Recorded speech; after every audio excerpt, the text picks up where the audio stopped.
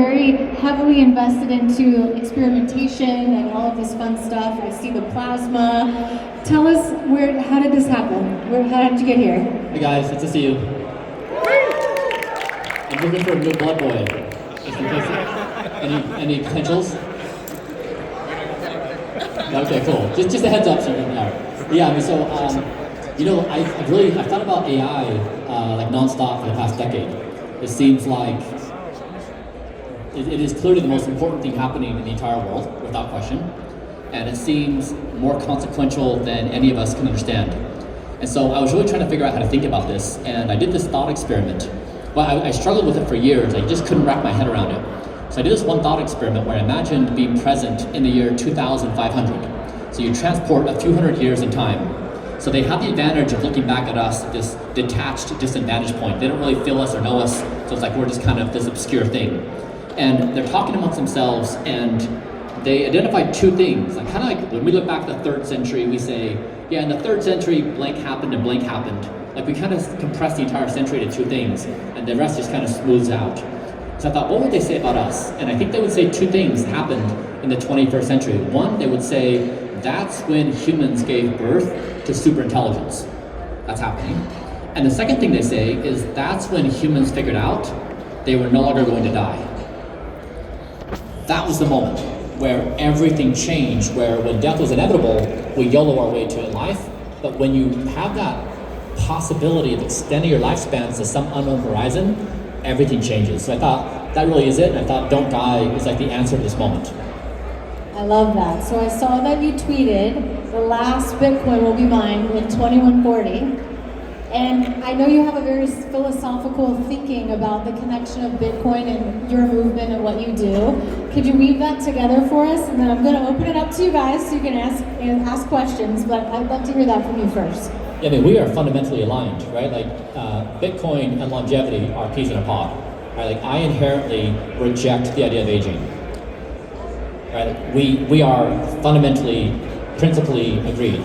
And so we reject certain notions of our current modern financial systems. We reject current norms of our biological systems and our cultural norms that say aging is normal and acceptable.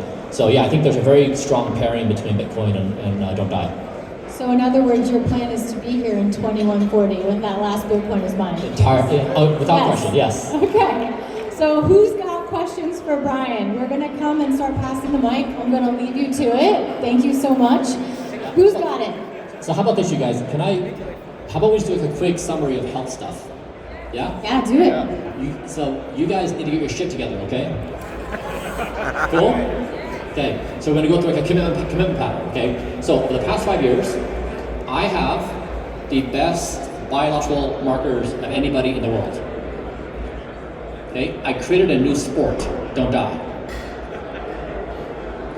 I'm the champion. I'm the undisputed champion. So what I've done is I've become the most measured person in human history. I post my biomarkers. I recently posted 60 of the most predictive biomarkers for longevity. Okay, everything from my speed of aging, to my total bone mineral density, to my fertility health, to 60 plus markers. And what I've learned can be boiled down to one marker that I want to convey to you, because oftentimes when people think about health and wellness, it's very overwhelming and it's complicated. And then you're out there chasing supplements, you're chasing this therapy and that therapy, people disagree with each other. I want to try to make this understandable and simple for all of you, okay? So what I learned is the most consequential marker for health is your resting heart rate before bed, okay? So tonight before you go to bed, lay your head on the pillow, take a few deep breaths and calm yourself. If you have a wearable, pull it up and see your heart rate in real time. If not, just take your pulse. Okay, so count the beats over 6 seconds and multiply that by 10. Now let's say your resting heart rate is 60 beats per minute. Okay? Your goal of the next month is to lower your heart rate by 10% to 54. Okay? Now the reason why you do this is because the more you lower your heart rate, the better your sleep becomes. The better your sleep is, the more likely you are to exercise. The more likely you exercise, the better you eat. It creates this really positive cascade. If you don't get good sleep, that leads to a not wanting to exercise, a predisposition to overeat or eat bad stuff, and very terrible mood, right? Like we know this. Bad sleep has a very bad cascade. Sleep is, without question, the number one best performance enhancing drug in the world, without question. Okay, so the invitation for each one of you is to build your life around sleep. Now that is very counterintuitive. My entire life is built around sleep. Okay, my credentials here is I logged 8 months of perfect sleep, 100% sleep score for 8 months. I wanted to demonstrate you can in fact get high quality sleep. Okay, so I encourage 1, build your life around sleep. 2, the most important marker on a daily basis is your resting heart rate, and here's why. Okay, so here's what you can do first of all to lower your resting heart rate. So when I go to bed every night, my resting heart rate after a perfect day is 44 beats per minute. Okay, if I have 44 beats per minute, I'm gonna have a perfect night's sleep. That means 2 hours of REM, 2 hours of deep. I'll be asleep within 2 to 3 minutes. I won't wake up. I'll wake up feeling fantastic. Okay, if I have a late meal, like around 5, 6, 7 p.m., my bedtime's 8:30 p.m., my heart rate is anywhere from 44 to 53, 54, 55, 56. If I do that, my sleep will plummet by 30 to 40%. Okay, it's a dramatic drop in quality.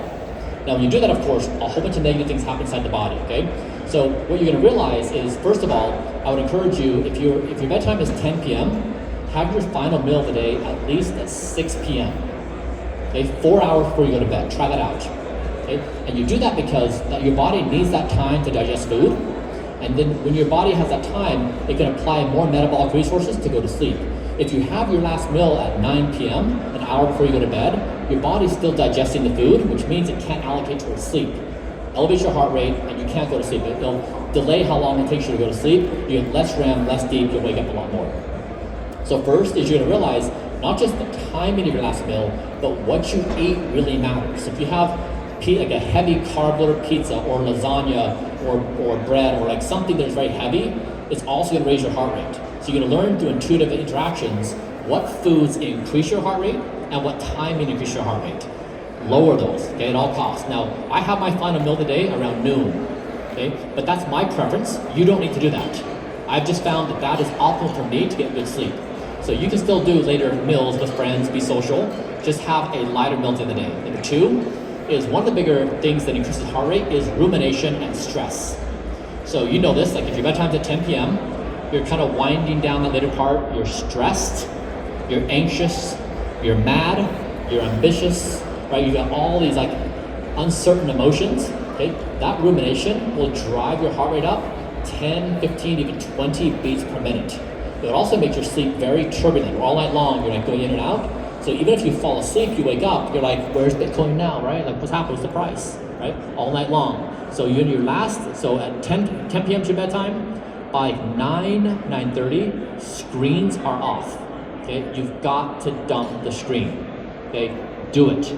We're all addicted to our phones, all of us, okay? Turn off your screens, okay? And in that 30 to 60 minutes, you need to wind yourself down, okay? So I do this practice where I go to bed at 8:30, so 7:30 p.m. comes, Sleep Bryan comes on duty, okay? Sleep Bryan, imagine him like he's a warrior, he's ready to show up. The first person to show up at 7:30 p.m. is Ambitious Bryan. And he's like, I got a new idea, this fantastic idea.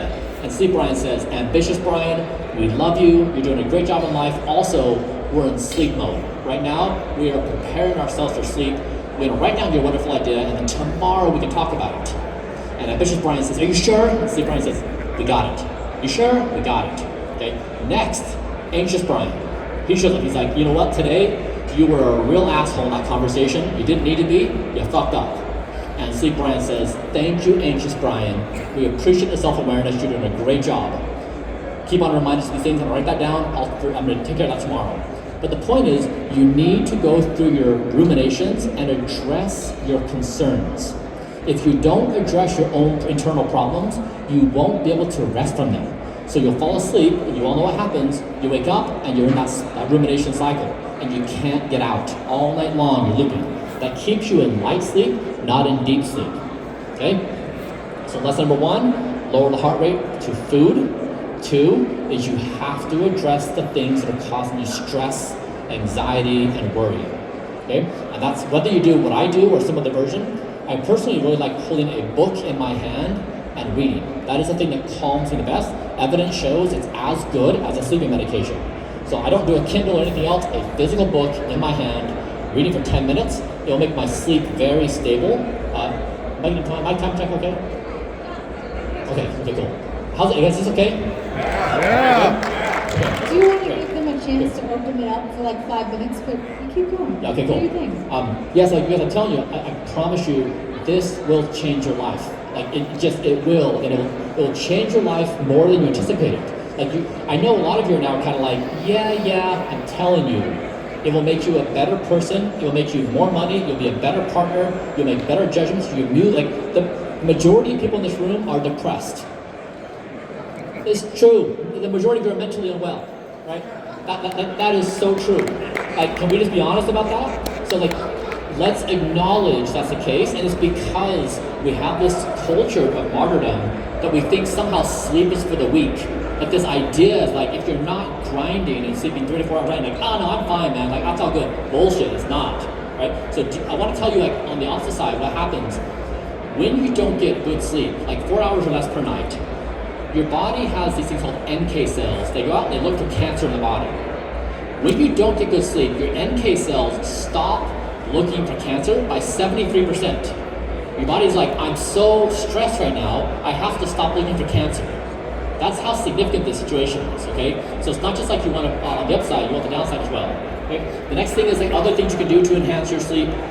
Be mindful of lights, okay? So blue light is bad. So like have flux, F.LUX on your screen, on your computer monitors to eliminate blue. In your home, have red and amber lights. Don't do blues. Blues will suppress your melatonin, so it takes you longer to go to sleep. Be mindful of stimulants. So if your bedtime begins at 10 o'clock, if you have a coffee at 6 p.m., let's say at 4 p.m., the half-life of caffeine is 6 hours. So you have it at 4, at 10 p.m., half a cup of coffee is inside of you as you're going to sleep. So if you're going to consume stimulants, if you're doing caffeine or doing Adderall or something like that, move it way early into the day. Adderall has like a 16, 18 hour half-life, very, very long. So stimulants will wreck your sleep, okay? That's number one. It's prioritizing sleep. So let me get a few responses